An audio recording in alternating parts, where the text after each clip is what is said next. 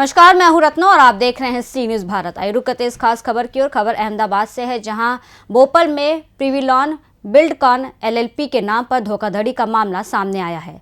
जयदीप कोटक और हिरेन कारिया ने सेल्सटाटा में 14 मंजिला जमीन ली, जिसमें जमीन मालिक ने 1 साल पहले धरणीधर ग्रुप से पोजीशन ले लिया था। ये जमीन फरवरी में प्रिविलॉन ग्रुप को बेच दी गई थी। 17 करोड़ रुपए चुकाकर अप्रैल में यहां प्रिविलॉन बोर्ड लगाया गया। जयदीप और हिरेन ने कोई अन्य रकम नहीं दी। वहीं लैंड मालिक ने देखा कि आरोपी धोखाधड़ी कर रहे हैं, इसलिए उन्होंने प्रिविलॉन का बोर्ड हटा दिया। अगस्त महीने में इसके ग्रुप क्लब का बोर्ड नियुक्त किया गया और योजना शुरू हुई। जमीन मालिक ने अगस्त में लास्ट में जयदीप से बात की थी। जयदीप झूठे वादे कर रहा था। एक दलाल के माध्यम से जमीन का सौदा कर उसे बेच दिया गया। मालिक ने हिरेन और जयदीप द्वारा दिए गए पैसे वापस करने को कहा। अगर निवेशकों को घर चाहिए तो वो इसे अपनी कीमत पर बेचने को तैयार है। वहीं बता दें कि जमीन मालिक के साथ भी धोखाधड़ी की गई है।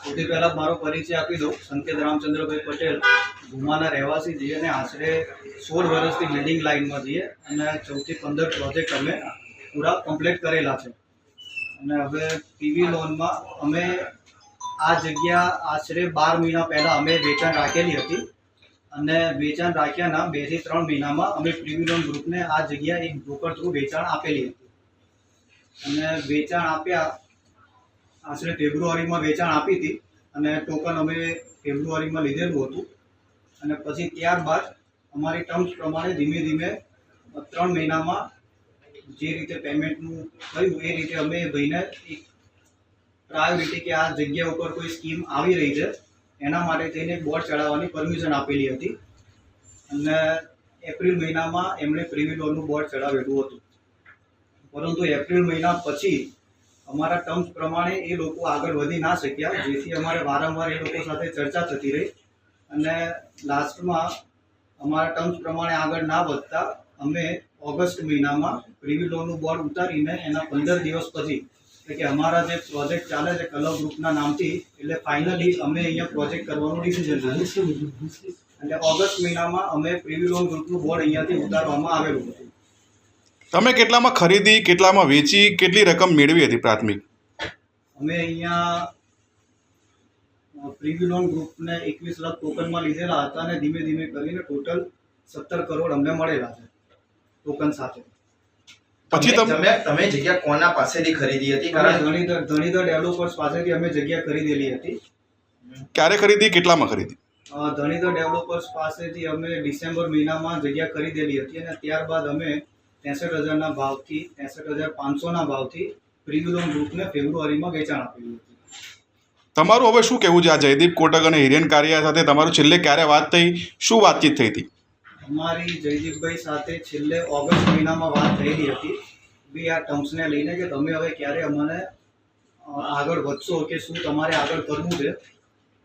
પછી એમનો કોઈ રિસ્પોન્સ અમને મળ્યો નહીં અને અમને જાણ મળી કે ભાઈ આમાં એમણે ઘણા બધા ફ્લેટો વેચાણ આપેલા છે જગ્યામાં બોર્ડ ઉપર ઘણા બધા ફ્લેટો વેચી દીધા છે।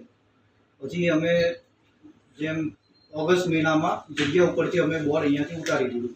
રજૂઆત અથવા તમે શું કાર્યવાહી ઈચ્છી રહ્યા છો? અમે ઓલરેડી લોકલ પોલીસમાં અમારા વિરુદ્ધ જે અરજી હતી એની સામે અમે જવાબ લખાઈ દીધો છે કે અમને જે રકમ જયદીપભાઈ પાસેથી કે હિરેનભાઈ પાસેથી અમને મળેલી છે તે રકમ અમે પરત કરવા પણ તૈયાર છીએ અને જે લોકોએ આમાં ફ્લેટ નોંધાયેલા છે એ લોકોને બી અમારા ભાવથી જે પ્રિવિલોને બહુ સસ્તા વેચેલા હતા પણ બજાર ભાવથી અમારા ત્યાં બુક કરાવ અમે કન્વર્ટ કરવા માટે તૈયાર છીએ।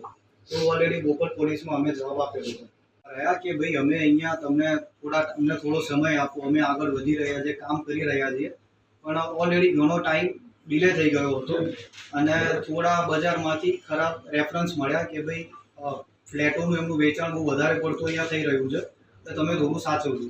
પછી બ્રોકર તમે જે જગ્યા વેચી જયદીપ કોને સાથે તમારો કરાર થયો હતો? તમે કેટલા જેને વેચી હતી તે કોની સાથે તમારો સોદો થયો હતો? કોઈ લખાણ, બાનાખત, ચિઠ્ઠી શું બનાવ્યું હતું તમે? આ અમારી પાસે એક ચિઠ્ઠી છે। કોને વેચી હતી તમે? કોના નામે? અમારે એક બ્રોકર છે મિત્ર જયરાજભાઈ થ્રુ પ્રિવિલોન ગ્રુપને વેચેલી હતી। એમાં મીટિંગ અમારી થઈ હતી હિરેનભાઈ કારિયા અને જયદીપ કોટક। આપનો પરિચય આપો। મારું નામ ઉપેન્દ્રસિંહ દીપસિંહ ચાવડા। ગોવિંદભાઈ, આજે તમે કયા એસોસિએશન તરફથી છો અને તમારી રજૂઆત આ જે ઘટનાને લઈને શું છે?